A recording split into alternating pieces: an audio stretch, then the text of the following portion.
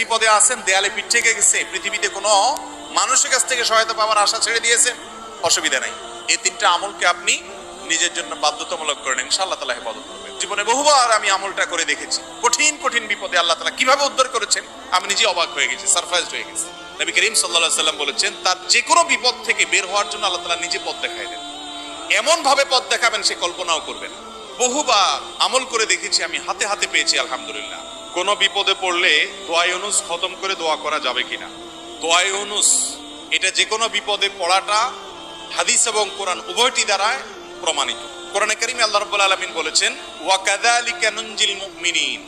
ইউনুস আলাইহিস সালাম বিপদে পড়ার পর তিনি যে দোয়া করেছেন, লা ইলাহা ইল্লা আনতা সুবহানাক ইন্নী কুনতু মিনাজ জালিমিন, এই বাক্যগুলো পড়ার পর এগুলো বলে বলে আল্লাহর কাছে তিনি দোয়া করেছেন, আল্লাহ তাআলা তার বিপদ উদ্ধার করেছেন। বিপদে পড়ার পর তিনি যেরকম উদ্ধার হয়েছেন এগুলো পড়ে আল্লাহ তাআলা কোরআনে এই দোয়ার উল্লেখ করে, এই বাক্যগুলোর উল্লেখ করে এরপরে বলেছেন, ওয়া কাযালিকা নুনজিল মুমিনিন, একই ভাবে তাকে যেরকম এই বাক্যগুলো এই জিকিরগুলোর মাধ্যমে আমি রক্ষা করেছি, হেফাজত করেছি ওই বিপদ থেকে, মাছের পেট থেকে, একই ভাবে আমি মুমিনদেরকেও রক্ষা করব। নবী করিম সাল্লাল্লাহু আলাইহি সাল্লাম বলেছেন যে ইউনুস ইবনে মাত্তা তিনি যে এই বাক্যগুলো দিয়ে আল্লাহর কাছে বিপদ থেকে উদ্ধারের পথ খুঁজে পেয়েছেন, সেগুলো তোমরা পড়বে তোমাদের বিপদে আপদে। এজন্য বিপদ আপদ, বিশেষ করে কঠিন বিপদে আপনি যদি পড়ে যান তাহলে মুক্তি লাভের জন্য দোয়া ইউনুস বেশি বেশি পড়বেন। এর পাশাপাশি আরো দুটি আমলের কথা বলতে পারে, যেটা আমার জীবনে বহুবার আমল করে দেখেছি, আমি হাতে হাতে পেয়েছি আলহামদুলিল্লাহ। এক নম্বর হলো দোয়া ইউনুস, আরেকটা হলো ইস্তেগফার।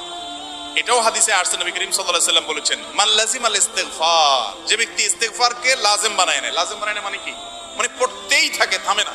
টয়লেটে গেছে তখন শুধু বন্ধ, খাচ্ছে তখন শুধু বন্ধ, ঘুমাচ্ছে তখন শুধু বন্ধ, আর সারাক্ষণ পড়তেই থাকে ইস্তেগফার। আস্তাগফিরুল্লাহ ওয়া আতুবু ইলাইহি, সাইয়্যিদুল ইস্তেগফার বা যে কোনো ইস্তেগফার, সবচেয়ে ছোট ইস্তেগফার আস্তাগফিরুল্লাহ আস্তাগফিরুল্লাহ, এটা যে পড়তেই থাকে, নবী করিম সাল্লাল্লাহু আলাইহি ওয়াসাল্লাম বলেছেন, তার যে কোনো বিপদ থেকে বের হওয়ার জন্য আল্লাহ তাআলা নিজে পথ দেখায় দেন। এমন ভাবে পথ দেখাবেন সে কল্পনাও করবে না। এবং জীবনে বহুবার আমি আমলটা করে দেখেছি, কঠিন কঠিন বিপদে আল্লাহ তাআলা কিভাবে উদ্ধার করেছেন আমি নিজে অবাক হয়ে গেছি, সারপ্রাইজড হয়ে গেছি। নাম্বার 3, দুরুদ। দুরুদের ক্ষেত্রেও হাদিসে একই কথা বলা আছে, যে ব্যক্তি দুরুদ বেশি বেশি পড়বে ওই ব্যক্তির সমস্ত পেরেশানি থেকে মুক্ত হওয়ার জন্য এই দুরুদ যথেষ্ট হয়ে যায়।